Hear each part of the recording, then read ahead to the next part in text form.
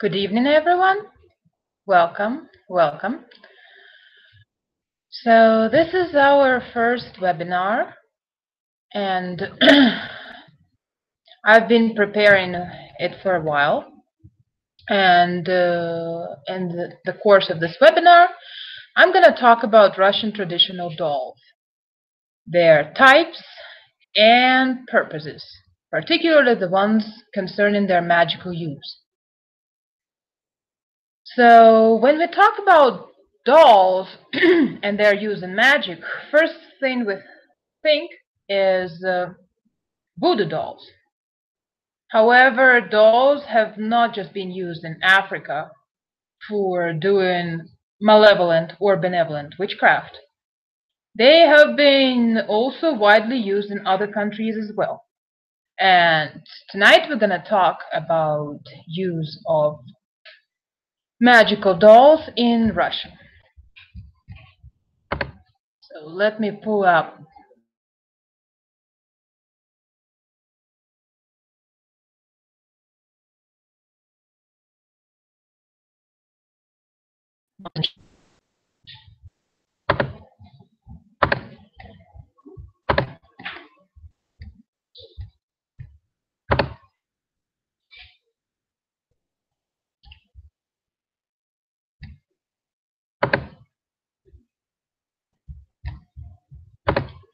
So here we go. Russian traditional doll, its types and purposes. What do we really know about dolls? I guess there is no such person that would have never seen or touched a doll. A doll is something that accompanies a person since birth until mature age, and sometimes even in death. It is a toy, a friend, a charm, a magical companion, and a ritual artifact. But most importantly, it is an object that we tend to believe has a personality of its own. Dolls have been known since very ancient times. They were made of different materials such as wood, clay, ashes, stone, leather, wax, grass, and later cloth. Nowadays, a doll can be made out of natural and artificial materials and resemble a living person with all the details. Traditional doll in Russia, purposes and materials. In Russian countryside, various dolls have been used for different purposes. Most importantly as children's toys, but also as protective charms for the family, home, and children. After all, a doll, handcrafted by a loving mother or grandma, does become a charm for a child as it contains love and best wishes for the little one. Talismans for good luck, love, success in every beginning, protection on the road or dangerous venture, or making wishes come true. Also, dolls are known to be used as ritual objects in certain holiday celebrations, think Martinichki, for example, and in country witchcraft. Traditional Russian dolls were made of fabric, ashes, straw, twigs, fiber, threads, bark, usually linden or birch, wood, or any material that could be found on the farm or around it. While the most common ones got their own common names, each and every doll made by hand is unique and special with its own character. And that's something I want to point out to those who are interested in making their own dolls. It does not necessarily have to look exactly as you hope it would look. Sometimes things happen and it may come out looking a little different, but this is what it is. And sometimes no amount of fixing it may help at that point. The doll was born, it's got its character, and like with a child, you can't change everything about it. So here is an example. This is the Pussy Willow doll, usually made on Easter. It's got a cross for the face and has red fabric representing the Easter holiday, as red was traditionally Slavic most festive color. This is a picture from the Museum of Dolls. So what is the difference between toy dolls and dolls used in rituals and magic? Most ritual and charm dolls have no facial features, as people believe that a doll with a clearly marked face may easily become possessed by an evil spirit. Any questions thus far? I guess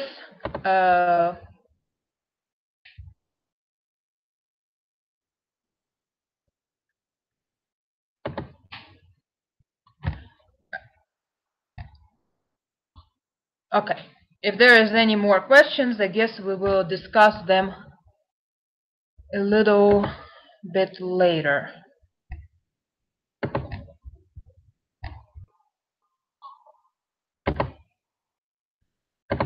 So,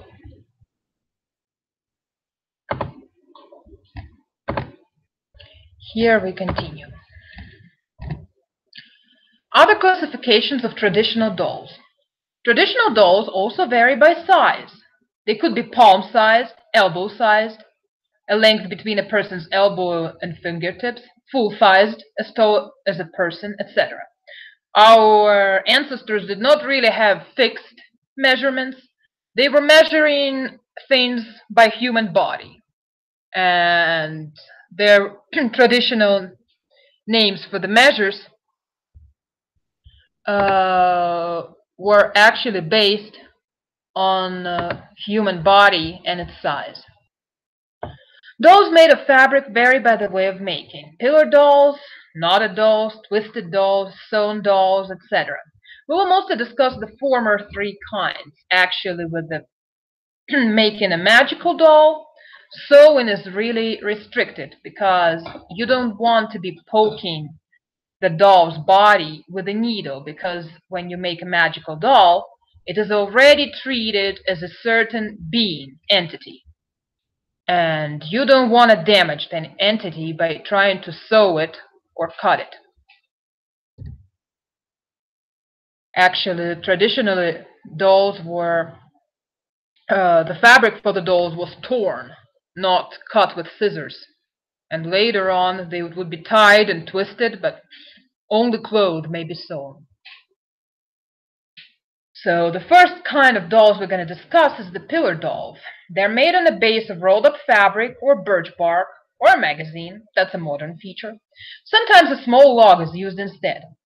This roll or log is dressed up into clothes resembling folk human clothing, depending on the age and status of the person the doll represents. So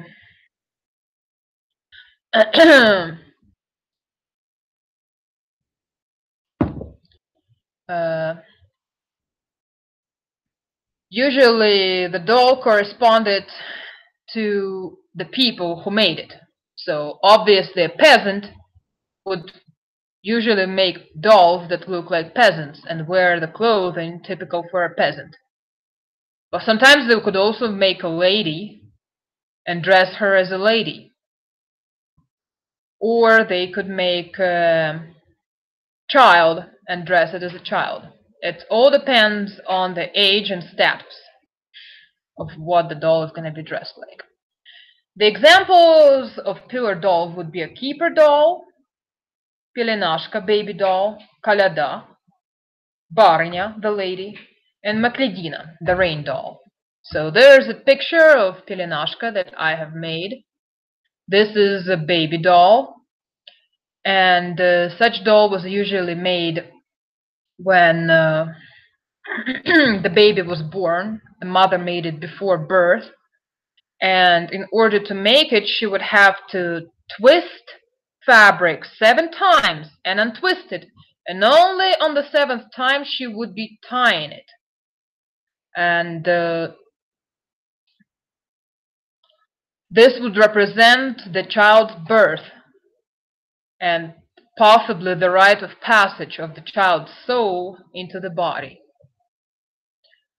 Usually the base of such doll would have a marked belly button. According to ancient people, that would be the life source. And wear a protective cross.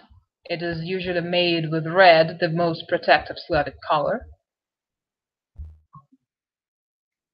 And then, after child's birth, such doll would be placed into the baby's cradle as a first toy and a charm, because most children's toys were also protective charms for the children.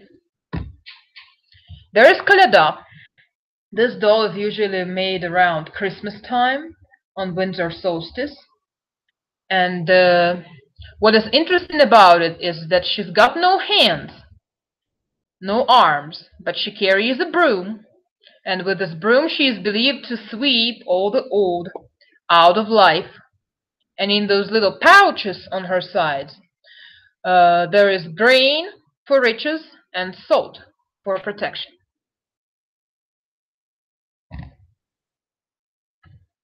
Some other types of dolls are knotted dolls.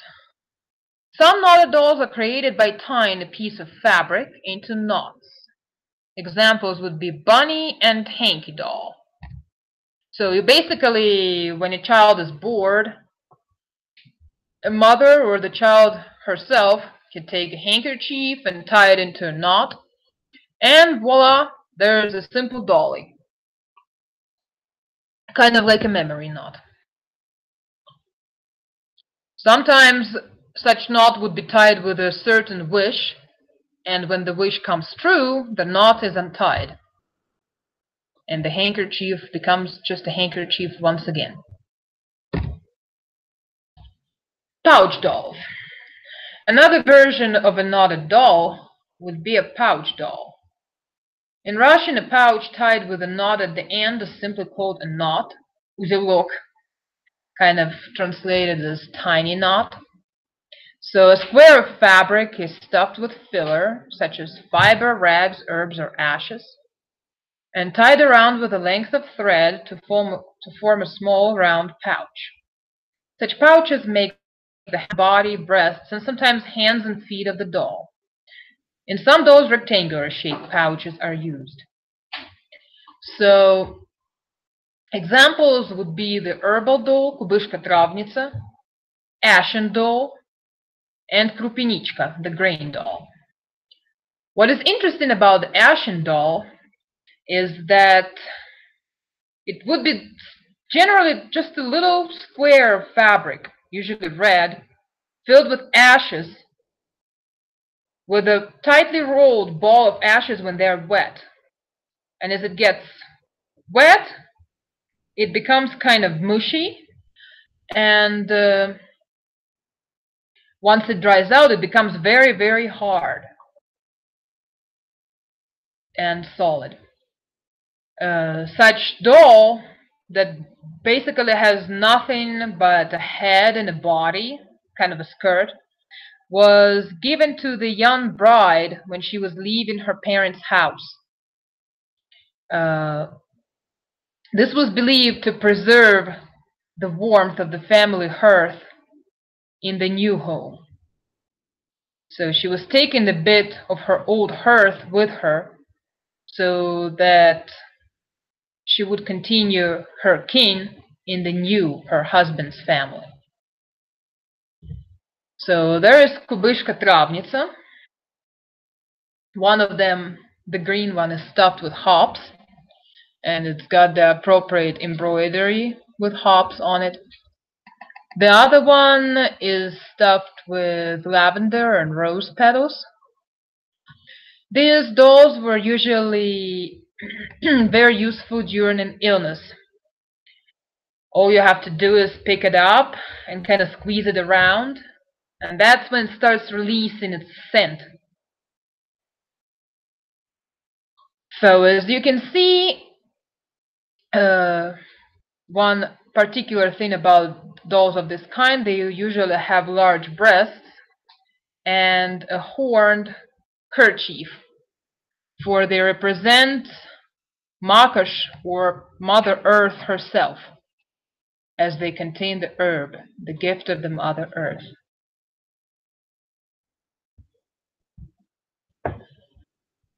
Twisted dolls.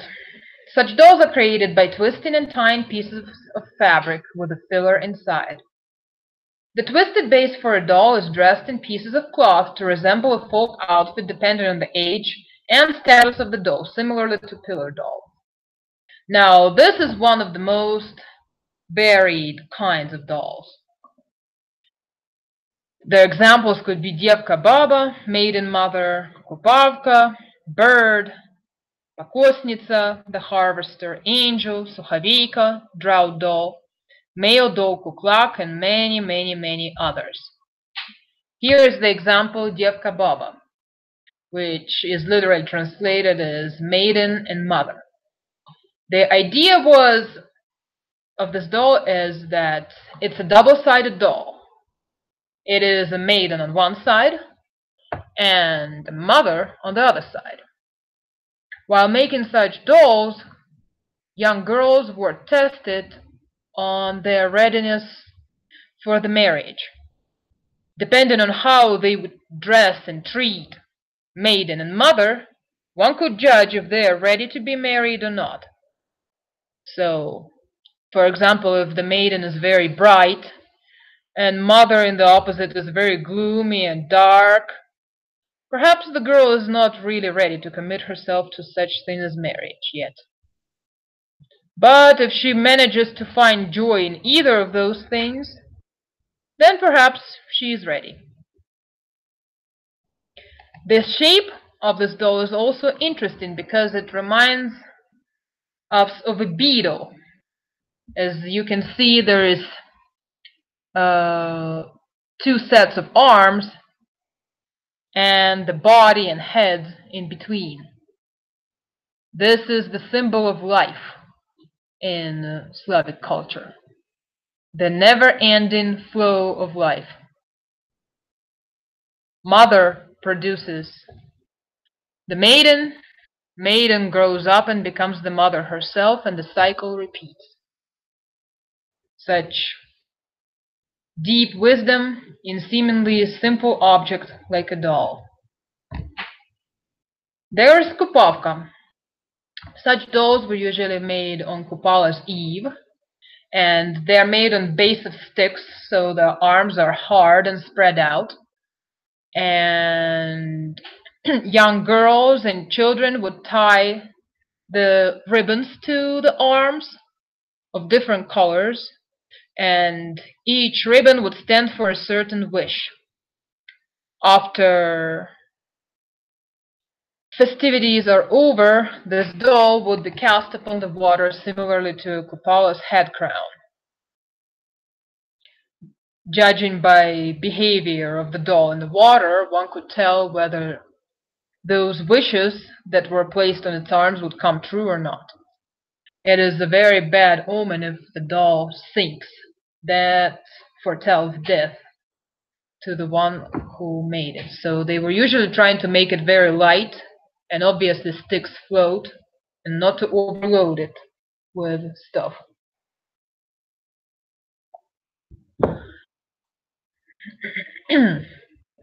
Of course, if it floats far away, that means that your wish may come true, but probably not too soon. If it floats around and comes back soon, it might come sooner, although some interpret this as the wish not coming true.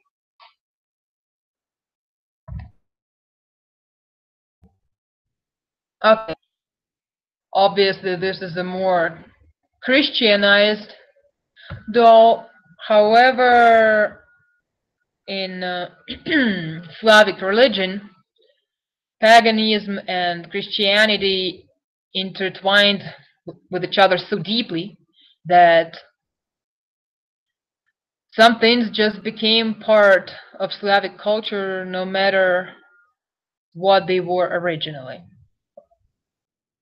Angel in Slavic beliefs represents the good spirit, the messenger of good news. Such doll is traditionally made on Christmas, and I know that in some families they also make it if a child under 7 years old died, because according to Slavic beliefs, a child that died before 7 years old would definitely become a God's angel. or I guess I'm speaking in more pagan terms, a keeper, a good spirit, a very ancient, I would say, spirit that used to be worshipped back in the days. If my memory would tell me correctly, around the 10th century. That's when they had keepers, the good spirits, and upires, the evil spirits, something that later became a vampire. So, dolls made out of natural materials. Many dolls used in Slavic rituals and celebrations were made out of natural materials that could be easily found outside. And among these dolls would be straw dolls. In Russian, they would be called Strigushki, from the word strich, cut. Grass dolls, twig dolls, and flax fiber or thread dolls. That would be a variation of Strigushka. Straw dolls, Strigushki. Straw is one of the most common materials in creation of ritual and charm dolls. Bundles of straw are bent and tied together in order to create male or female shapes that later may be dressed. The uneven shape is being trimmed, hence the name Strigushka, from Russian strich, trim, cut. So examples is the famous Maslenitsa, including the household Maslenitsa, the small one, or the large Maslenitsa they dress and burn outside, representing the winter. Kostroma, another ritual doll that is used in celebrations of Rosali and the late spring, early summer. Spiridon, the Sunturn, Christmas doll. Koza, the goat. Filipovka, craftswoman, and Desyatiruchka, ten-handed dolls, ten-handed doll. I want to point out that most of the dolls that are brought here as examples, Maslenitsa, Kostroma, Spiridon, the goat, are actually the ritual dolls that are only kept for the time of the holiday and then are being ritually disposed of. So there is Spiridon, the Sunturn, the doll of winter solstice. This doll is pretty interesting because from one side it is definitely a pagan solar deity. From the other side it is surrounded by lore of Christian legends, by an aura of Christian legends. So supposedly on winter solstice, Spiridon turns the sun towards the summer and winter towards the cold. However, Christian legends tell that originally Spiridon used to be a man who fell in love with a witch. And the witch once decided to reveal her true identity to himself, and that did not affect him really well. He didn't take it very well. So she turned into a black cat and started purring around him, and he grabbed a log and started beating her until she died. Kind of similarly to the story described in Gogol's V. So her fellow witches wanted to take revenge for her demise. So they decided to hunt Spiridon down. And they could see him everywhere all the way through, except for one place where he eventually hid himself. And that was the grave of that very witch that he killed. Probably she kept loving him even after death and him to die, but according to the legend, that was the safest place there was, the grave of the witch he killed. So the witches, after some search, realized where he must be hiding, for this is the only place where they couldn't see him. So they, including the main witch, the witch of Kiev, gathered up their broomsticks and surrounded the grave where he was hiding with those broomsticks and set him on fire. So while dying in the fire, he prayed to God, and God took him gently, without pain, and appointed him from ever since that to be the one who turns the wheel of the sun on winter solstice. Supposedly all of this burning of him happened at dawn of winter solstice. However, nowadays not too many people remember this legend, and the wheel in Spiridon's hands often is associated with steering wheel and driving. Therefore, this doll is often given as an amulet for drivers, and also for those people who want to be able to steer their own life without being afraid of negative circumstances that might prevent them from making their wishes come true.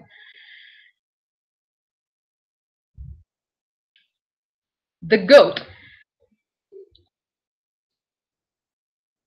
The goat, Koza, is another Christmas doll, Christmas time doll, the one that represents the carolers. The goat is one of the most important characters of Carol, and this goat is clearly anthropomorphic. It is dressed as a person that represents the goat. It's got a beard, kind of like a scarf around her neck, many bells to ward off evil spirits, and most importantly, horns. After all, even though usually the purpose of the caroling goat is to provide entertainment to everyone, let's not forget that those horns are there for a reason.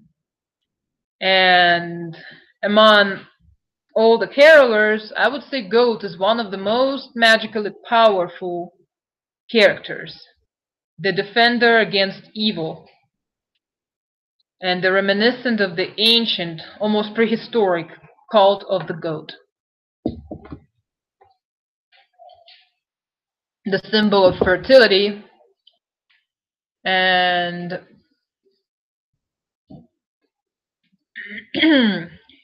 year's new beginnings. Desyatiruchka, the 10-handed doll. Many women wish they would have not one pair of hands, but let's say 5. One for this, one for another, one pair of hands to cook, one pair of hands to clean, one pair of hands to take care of children, and one pair of hands to work and make money. So, however, back in the days, such doll was given to a girl that was getting ready to get married, because usually a girl would not get married empty-handed. She needed to come with a dowry, and most of that dowry had to be prepared by her personally. So she would need all the help she could when preparing it on time just before the wedding. It also has 9 bows, and many people, when they make such doll, they actually name an activity in which every pair of hands would be helping, and the bows are the blessings and good wishes. Traditionally, there are 9 of them on the skirt. Grass dolls. Grass is used for creation of early summer dolls. The method of creation resembles the one for the straw dolls. Again, bend it in half, tie it at the neck, tie it at the waist, put a set of arms through, also made of grass, and trim the edge. Examples: Kostroma, that would be more common way to make it, and sometimes Kukushka, Cuckoo. So both of those dolls are early summer dolls. And Kostroma was usually made not just out of any grass, but a certain type of herb called cuckoo's tears or spotted orchis, the wild orchid that naturally grows in Russia.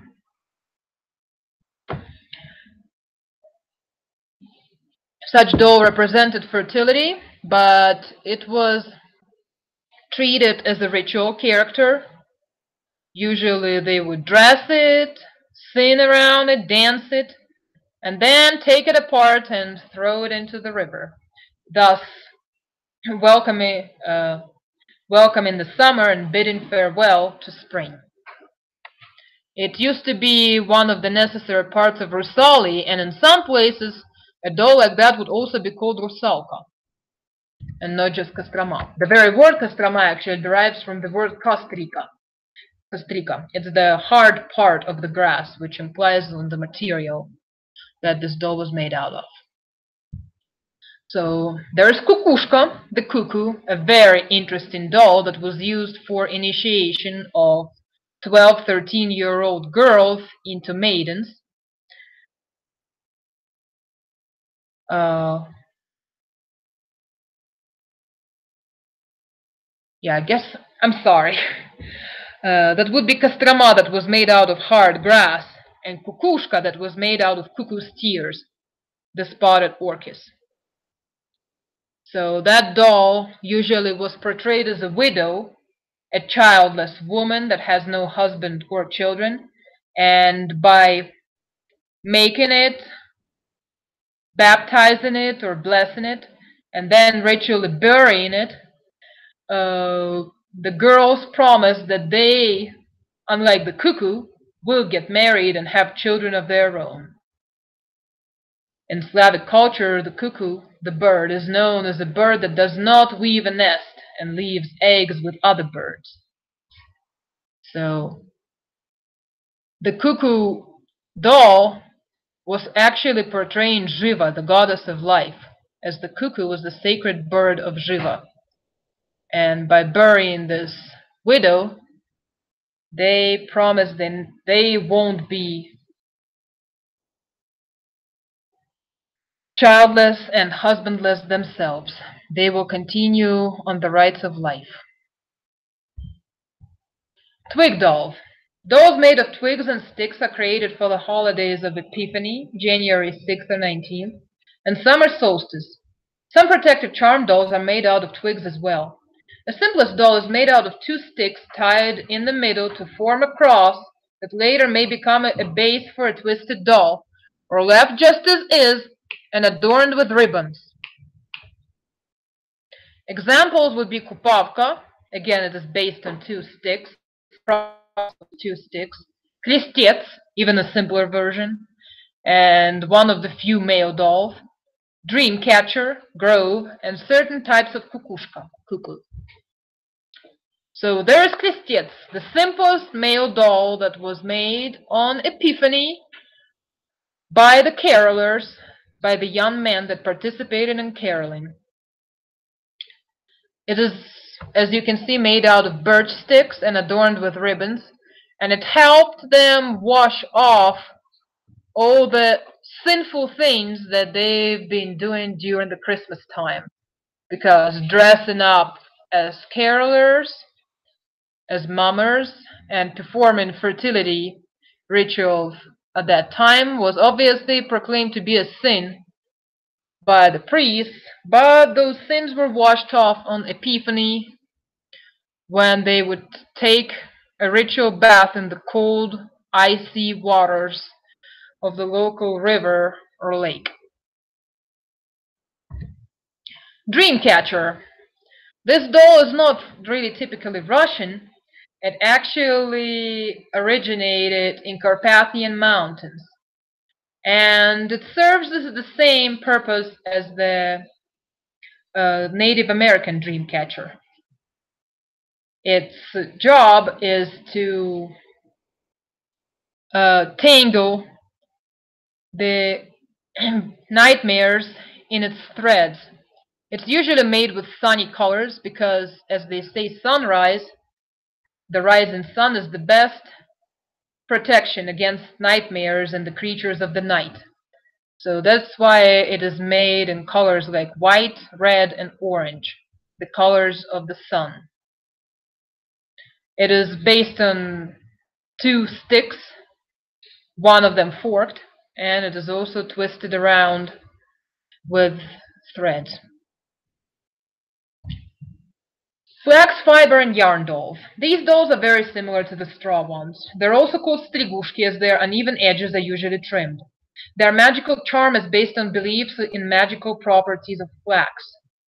The examples of such dolls would be some types of Paraskeva doll, Martinichki, March dolls, and Kostroma. Sometimes they make her out of flax fiber as well, because one of its uses is promote the growth of flax, and flax was the main source of people's clothing back in the days in Eastern Slavic countries. So there is Martinichki, the March dolls, with the white representing winter and the red representing spring, but both would have some of the other color in it. So the white doll is tied with red threads because in March, while it may be still snowy, the sun is getting warmer, and the red doll has the white thread because while it still may be warm, the weather may suddenly change and it may snow again. So they represent the ever-changing weather in March. This is the example of Kostroma made with flax. And also, flax fiber often serves as hair for many traditional male or maiden dolls. It has dolls portraying an unmarried woman. Желанница, wishing doll, woman's happiness. Kuklak, male doll. Неразлучники, inseparables. Semik and Semichicha, the dolls of Semik. That's actually the Thursday on Rusali. Bagach, rich man, and others. So here are some examples of dolls. The one on the left is Paraskeva, the doll that represents Makosh as the goddess of crafts herself, usually portrayed with a spindle and other craft tools, or whatever the woman is doing. Well, that's the kind of things she can put on the doll. And the one on the right is the woman's happiness, the doll that is notable for its very long flaxen braid, for back in the days the hair was believed to contain the magical power of the person. The longer the hair, the more power there is. There's inseparables. These dolls were usually made for a wedding, and they basically showed that a couple, the husband and a wife, are now one independent family unit, and their conjoined hands were believed to make them walk through life hand in hand as well. So, in conclusion, let's say why they're magical. Just like human body, any doll is a miniature representation of the universal structure, with head representing the sky, body the earth, and legs the underworld. Cross-shaped dolls also represent 4 cardinal directions, where the head points north, arms east and west, and legs south. The insides of a doll stuffing represent an idol, ancestral spirit. Here I also want to note that in the Petersburg Museum, there's about 472 kinds of dolls, but only 58 of them are male. Why, you would ask? Well, male dolls were made for playing when the girls were playing wedding and needed men. But usually, a doll, especially the ones that are log or on a stick, they already have the masculine part in them, and this is the very stick that is inside them. So the actual anthropomorphic doll is not purely a woman. It is a woman and a man together. It's got the masculine part and the feminine part. So they say that since the doll does not really represent a deity or creature of a certain gender, on the opposite, it represents the balance between the two, for it is both.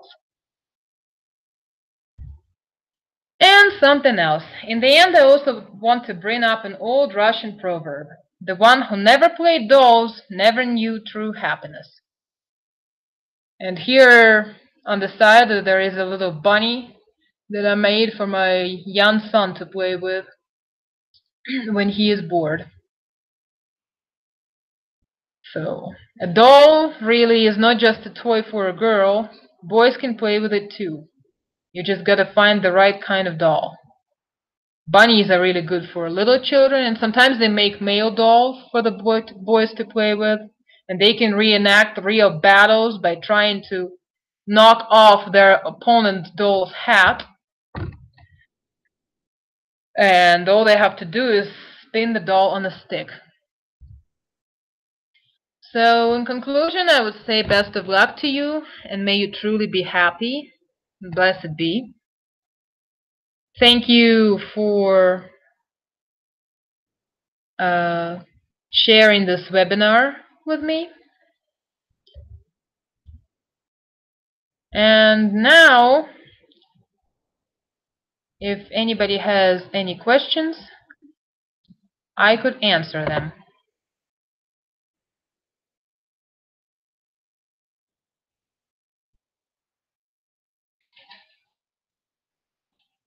So,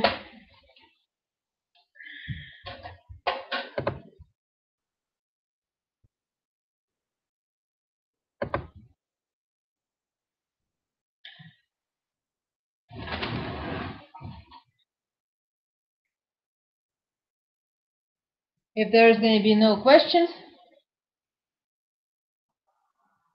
I guess I could show some of the other dolls I have, where I brought them with me. And let's see.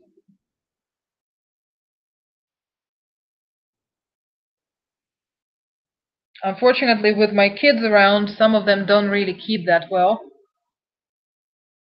But there is another example of Kubyshka, the herbal doll. It is stuffed with very fragrant mixture, and you can actually put it on the herbs or the doll and use it for a certain purpose. For example, this one was supposed to help me come in a better mood, because it just smells so good. You can't think of anything bad when it is nearby. And there is another doll that I want to show, and it is called Rusalka. While they usually rarely made Rusalka by itself like that, for Christianity considered it to be an evil spirit, keepers were more popular. I still was really curious at seeing its image in a doll. Kind of make it and see how it comes out. And it actually came out pretty nice. It even won an award at one of the competitions in folk crafts. So there is another really cool doll called a bell. It is set on top of a bell, and in Slavic culture, bell represented the good news. So, and the ringing of the bell purified the space. So whenever I need some purification, I just ring that bell and carry the doll around the house clockwise while ringing in the bell. Okay, I'm here and we don't really have much more time left. So my partner Oksana Morozova and I are still gonna be there at Magpie's Corner on Facebook. So follow our page, and thank you for being here, for watching us, and blessed be. Bye.